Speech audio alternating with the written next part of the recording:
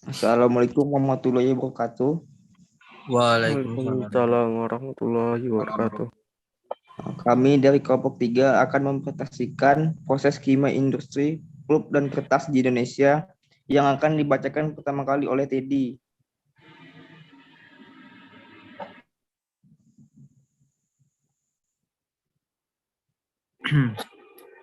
Pengertian pulp dan kertas. Pengertian pulp adalah hasil pemisahan serat selulosa dari bahan pencampur atau lignin dan pentosa. Lignin harus dihilangkan karena dapat membuat kertas mengalami degradasi. Pulp merupakan hasil samping dari bahan padat yang diperoleh dari hasil ekstraksi dari buah, akar, atau tangkai, termasuk biji dan kulit. Pengertian lain dari pulp adalah residu terbentuk padat yang diperoleh dari hasil sisa pengolahan tanaman atau buah-buahan setelah diambil sarinya. Pengertian kertas. Kertas adalah bahan tipis dan rata yang dihasilkan dari kompresi serat yang berasal dari pulp. Serat yang digunakan biasanya berasal dari bahan alami dan mengandung selulosa dan hemiselulosa. Kertas dikenal sebagai media utama untuk menulis, mencetak, serta melukis dan banyak kegunaan lain yang dapat dilakukan dengan kertas. Misalnya, kertas pembersih atau tisu yang digunakan untuk hidangan, kebersihan, ataupun toilet.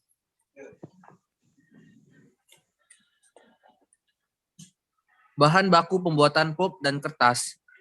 Bahan baku yang digunakan untuk membuat kertas ialah bahan-bahan yang mengandung banyak selulosa seperti bambu, kayu, jerami, merang, dan lain-lain.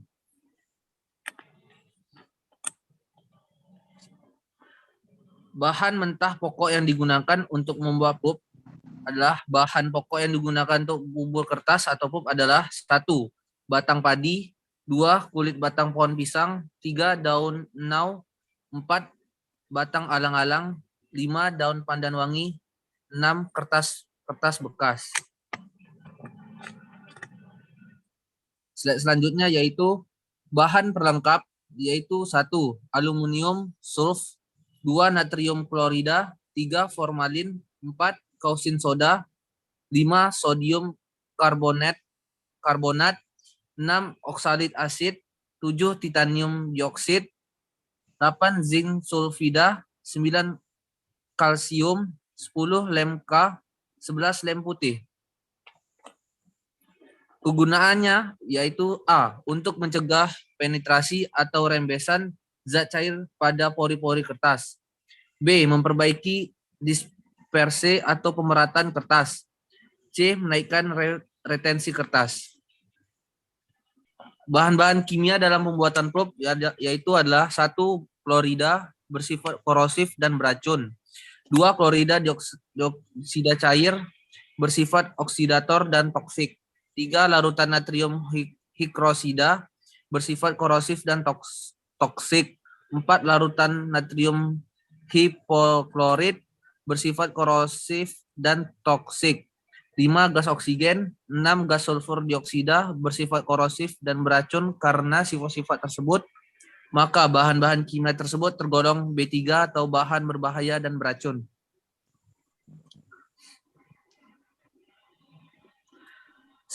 Spesifikasi bahan pembantu. 1. NaOH digunakan sebagai larutan pemasak, didatangkan dalam bentuk pendataan dan cairan dengan kadar minimum 90%. 2. Clay atau cloyne merupakan jenis filter yang berguna untuk menghaluskan kertas. 3. Bahan pewarna. Pemakaian bahan pewarna tergantung kepada jenis kertas, misalnya digunakan pewarna auranine dan methylene blue. 4. CaCO3 merupakan filter yang digunakan dalam pembuatan kertas sigaret. 5. Tapioka termasuk jenis internal sizin yang berguna mencegah penetrasi zat cair pada pori-pori kertas. Bahan didatangkan dari Lampung.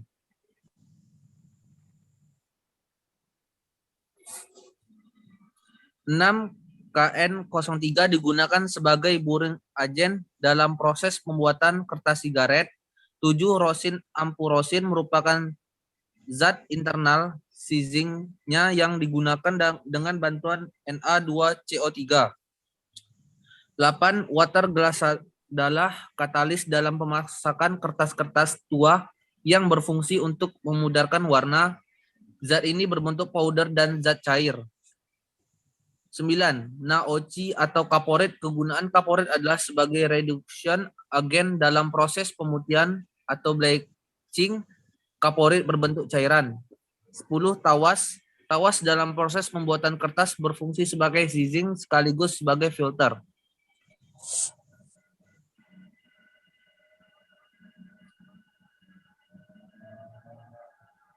Nah, yang terakhir ini adalah proses pembuatan pulp. Bisa dilihat pada slide gambar ini. Baiklah, mungkin itu saja penjelasan dari saya. Selanjutnya akan dibacakan oleh Aidil. Kepada Aidil, dipersilakan. Saya akan melanjutkan dari Teddy. Pulping adalah proses pemisahan serat selulosa dari bahan pencampur atau lignin dan pentosan. Pelepasan bentuk bulu menjadi serat atau kumpulan serat lignin harus dihilangkan karena dapat membuat serat kertas mengalami degradasi. A. Berkayu. Gelondongan diambil dari hutan tanam industri, kemudian disimpan di sebuah lapangan luas umumnya terbuka dengan tujuan untuk pelapukan dengan menjaga keseimbangan bahan baku. Kayu siap diolah ini disebut dengan log.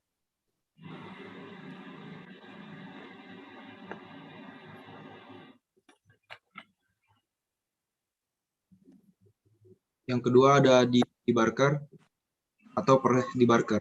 Proses penghilangan kulit kayu di mana gelondong kayu dimasukkan dalam debarking drums. Gelondongan silinder berputar mengakibatkan gelondongan kayu ikut berputar dan bergesekan satu dengan yang lain melucuti kayunya. Jadi kulit kayunya itu nanti lepas, jadi tinggal dalamnya.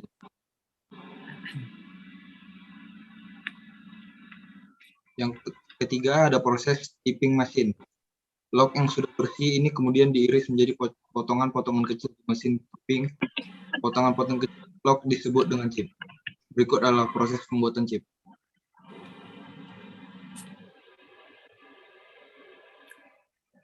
Yang keempat ada pulping process atau chemical pulping process. Dalam metode ini, serpian kayu dimasak dengan bahan kimia yang tepat dalam larutan berair dengan menaikkan suhu dan tekanan. Tujuannya adalah mendegradasi dan melarutkan dan meninggalkan sebagian besar selulosa dan hemiselulosa dalam bentuk serat. Ada 3 metode pembuatan pulp secara kimia, yaitu proses Kraft atau basa, proses sulfit atau asam, dan proses soda. Ini adalah contoh chemical pulping process. Kelima ada bleaching atau proses pemutihan bertujuan untuk menghilangkan sisa lignin yang masih terdapat dalam pulp. Apabila pada proses pemutihan digunakan klorin, maka dari unit ini akan dihasilkan limbah cair yang mengandung chlorinated organic compounds yang diketahui sangat berbahaya terhadap lingkungan. Bleaching terbagi menjadi 2, yaitu elemental chlorine free atau ECF dan totally chlorine. Yang pertama ECF yaitu bleaching tanpa gas klorin atau hipoklorit tetapi dengan klorin dioksida atau O2 yang digunakan pada satu atau lebih tahap. Yang kedua ada TFC atau total chlorine free, yaitu bleaching tanpa bahan kimia klorin, bahan oksigen, hidrogen peroksida, dan ozon sering digunakan.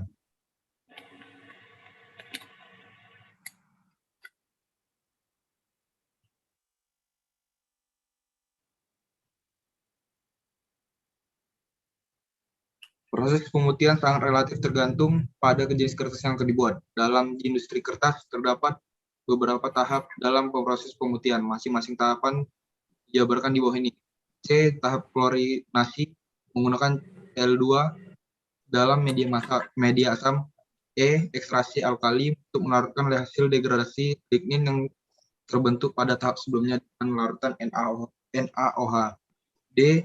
Klorin dioksida menghasilkan Cl2 dengan pulp pada kondisi asam. O. Oksigen digunakan pada tekanan tinggi dan suasana basah.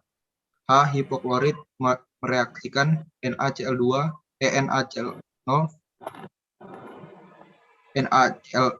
dalam media basah. P. Peroksida reaksi dengan hidrogen peroksida atau H2O2 dalam kondisi basah. Z. Ozon menggunakan ozon O3 atau O3 dalam kondisi asam. X. Silanase bioblazing dengan enzim murni mikroba dalam kondisi netral. Proses blazing biasanya melibatkan 4-6 tahap. Di beberapa industri, tahap Q atau Q stage juga digunakan yang merupakan tahap chelation untuk menghilangkan zat anorganik sebelum pengolahan dengan peroksida. Standar industri hingga beberapa tahun lalu adalah blazing dengan urutan CEDED, yaitu tahap klorinasi diikuti ekstraksi alkali, pengolahan dengan klorin dioksida, ekstraksi alkali, dan pengolahan akhir klorin dioksida. Proses yang lebih modern telah beralih dari penggunaan klorin atau C-stage karena menghasilkan senyawa toksik aromatik klorinasi atau dioksin N dan dibenzofuran dalam effluent instalasi blazing. Contohnya menerapkan urutan oksid, yaitu menggunakan pemutih oksigen yang diikuti penerapan enzim silanase, ekstraksi alkali, dan klorin dioksida.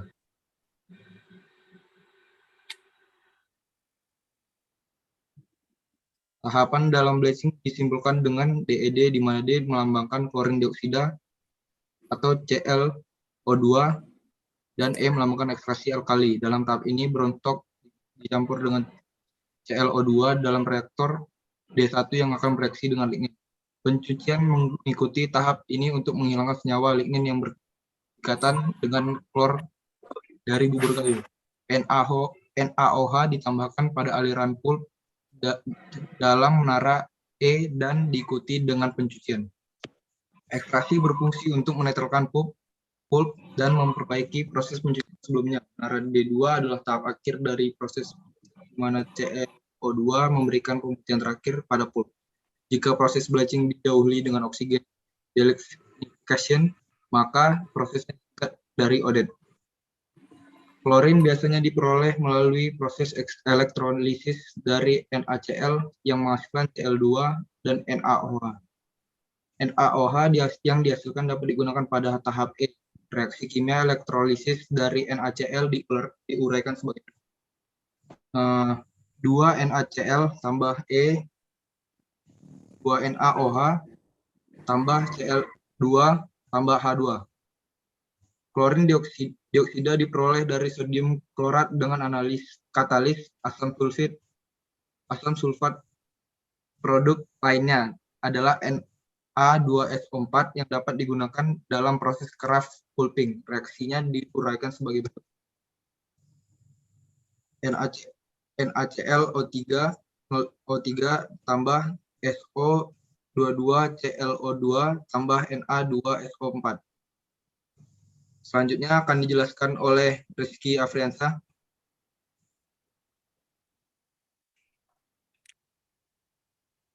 Saya akan melanjutkan dari ideal tadi yang membaca. F. Hydrapuler digunakan terutama untuk penanggaan limbah kertas, dilengkapi dengan alat khusus untuk menghapus bahan-bahan yang tidak diinginkan seperti kawat, plastik, klip, kertas, dan lain-lain. Blend cast, tahap di mana bahan kimia ditambahkan untuk mendapatkan karakteristik kertas terakhir. Bahan-bahan pelengkap telah dijelaskan sebelumnya. Refining atau proses penyulingan. Ini pulp melewati slot di piring berputar untuk memisahkan serat selulosa menjadi banyak dan mempersiapkan pulp Untuk proses pembuatan kertas serat dipotong dengan bentuk dan ukuran seragam dan diobati untuk memperbaiki ikatan dan kekuatan produk akhir kertas.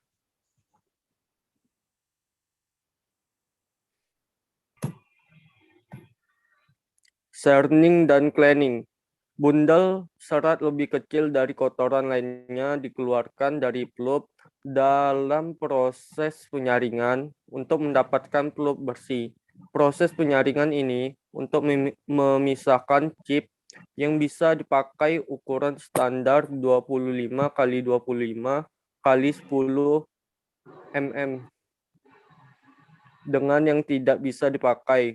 Chip yang standar disimpan di tempat penampungan, sedangkan yang tidak sesuai ukuran standar diproses ulang.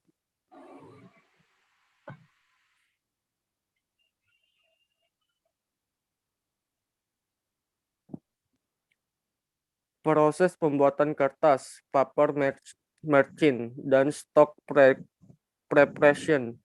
Stock preparation adalah proses mengkoordinasikan bubur kertas sedemikian rupa sehingga serat siap untuk diproses pada mesin kertas sesuai dengan target produktivitas, efisien, dan kualitas kertas yang ingin dicapai.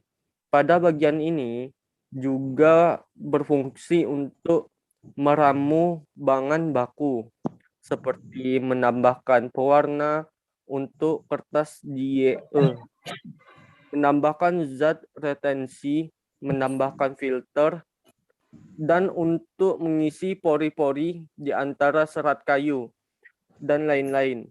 Bahan yang keluar dari bagian ini disebut stok, campuran pulp, bahan kimia, dan air. Bubur kertas pada tahapan ini banyak mengandung air dilakukan dalam kondisi basah atau wet end untuk memudahkan proses dan menjadi media proses situ sendiri. Pada puncaknya, di bagian head box, kandungan air bisa sekitar 99,5%, sementara sisanya 0,5% yang disebut stok adalah serat dan bahan penambahan lainnya, wet end additives.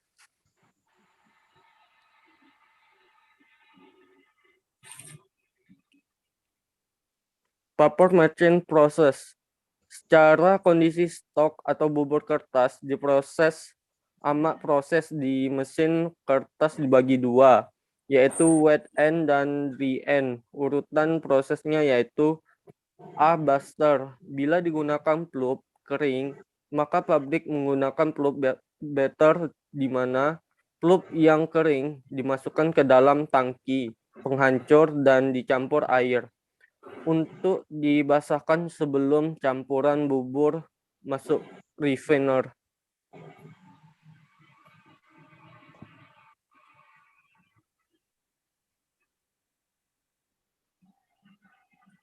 Dan ini sebagai contohnya gambar di atas.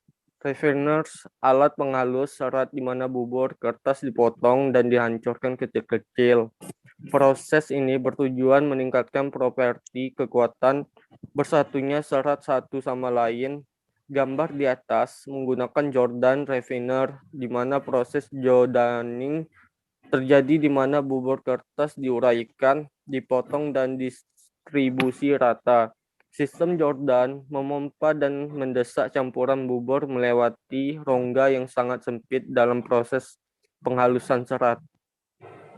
Dan saya akan lanjutkan pada Apis.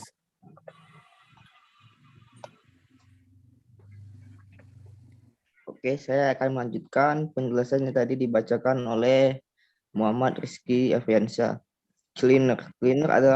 Cleaner adalah alat pembersih serat di mana serat pulp yang bersih akan terangkat ke atas dan kotoran yang lebih berat akan turun ke bawah tabung pembersih. Alat pembersih ini menggunakan centrifugal force atau kekuatan pemutar, menyebabkan material yang berat dan solid kehilangan momentum pada sisi dinding dalam cleaner. Efek ini membuat material berat tadi lebih cepat turun ke bawah tabung dibanding fiber yang ringan. Sebelum fiber masuk ke headbox, serat disaring kembali dengan screener untuk mendapatkan serat dan bahan yang laun yang seragam agar siap didistribusikan pada mesin pembentuk lembaran kertas selanjutnya. Headbox. Bubur kertas yang bersih dan bercampur dengan filler dan kimia penambahan lainnya atau disebut stok, kemudian dicampur dengan air untuk membuat furnace. Furnace adalah 99,5% air dan 0,5% stok. Furnace disalurkan ke dalam headbox, di mana regulasi sedemikian rupa agar stok terdistribusi merata di sepanjang box dan stok tidak bergumpal. Wire berfungsi membentuk bentengan lembaran kertas dengan menyaring furnace terhadap air yang menjadi media pembawa. Air disaring sedemikian rupa lewat lubang halus atau mesh permukaan wire, dan furnace terdiri dari serat dan filler tertahan di atasnya. Press pad berfungsi untuk membuang air dari web sehingga kadar padatnya mencapai 50%. Hasilnya masuk ke bagian pengeringan atau dryer. Cara kerja press pad ini adalah kertas masuk di antara dua roll yang berputar. Satu roll bagian atas diberi tekanan sehingga air keluar dari web. Bagian ini dapat menghemat energi karena kerja dryer tidak terlalu berat, air sudah dibuang 30%. Dryer berfungsi untuk mengeringkan web sehingga kadar air mencapai 6%.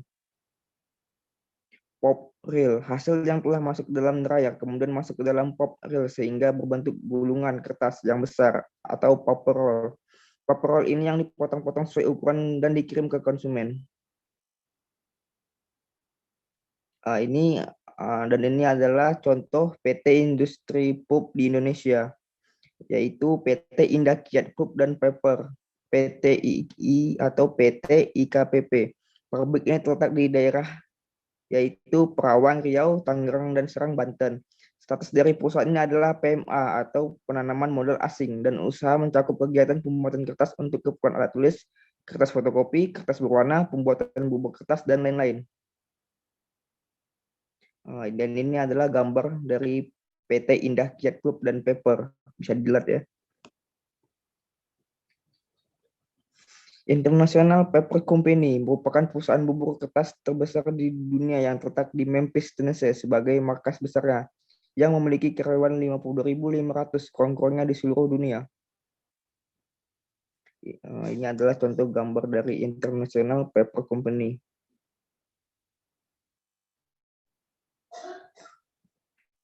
Dan ini adalah pencemaran lingkungan yang disebabkan industri kertas. Yang pertama yaitu membunuh ikan karena membunuh ikan, kerang, dan invertebrata akuatik lainnya.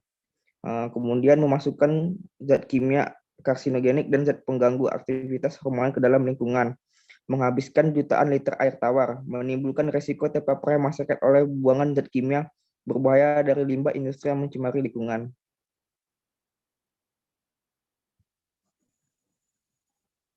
Kesimpulannya, kertas merupakan produk dari industri yang memiliki peranan penting dalam pendidikan, dalam upaya pengembangan ilmu pengetahuan di Indonesia maupun di dunia. Selain dari peranannya sebagai media tulis, dalam pendidikan kertas juga memiliki beberapa peranan lainnya, seperti bungkus nasi dan tisu, serta peranan lainnya. Dalam upaya mencukupi kebutuhan kertas tersebut, maka setiap industri kertas atau pulp berupaya dalam meningkatkan hasil produksinya. Pulp adalah hasil pemisahan serat dari bahan baku berserat, kayu maupun non-kayu, melalui berbagai proses pembuatannya. Sedangkan kertas adalah produk pulp yang telah diproses untuk menjadi sebuah kertas. Adapun proses pembuatan pulp sampai menjadi kertas meliputi dibakar, chipping, digester, batching. Mesin pembuatan kertas meliputi stock preparation, pembersihan dalam cleaner, headbox atau wet end and dry end, pressing, dan terakhir pengeringan.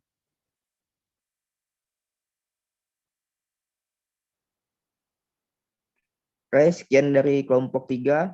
Dan ini wassalamualaikum warahmatullahi wabarakatuh. Warahmatullahi wabarakatuh.